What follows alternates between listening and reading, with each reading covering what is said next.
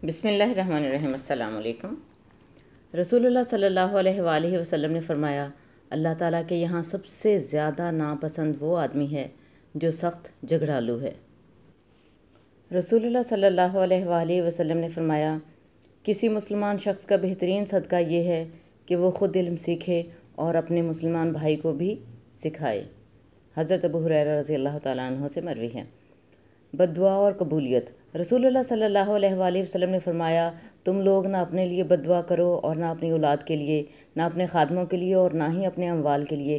कहीं ऐसा ना हो कि वो घड़ी ऐसी हो जिसमें दुआ कबूल होती हो और अल्लाह तुम्हारी बद्दुआ कबूल कर ले।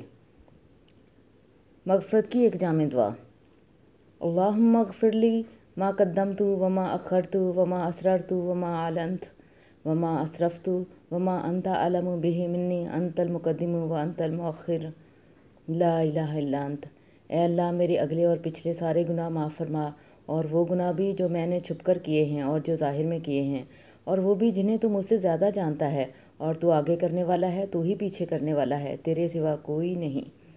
रसूलुल्लाह सल्लल्लाहु अलैहि वसल्लम ने फरमाया, कसम है उस ज़ात की जिसके कब्ज़ा में मेरी जान है कि सूरह इख़लास 1/3 कुरान है।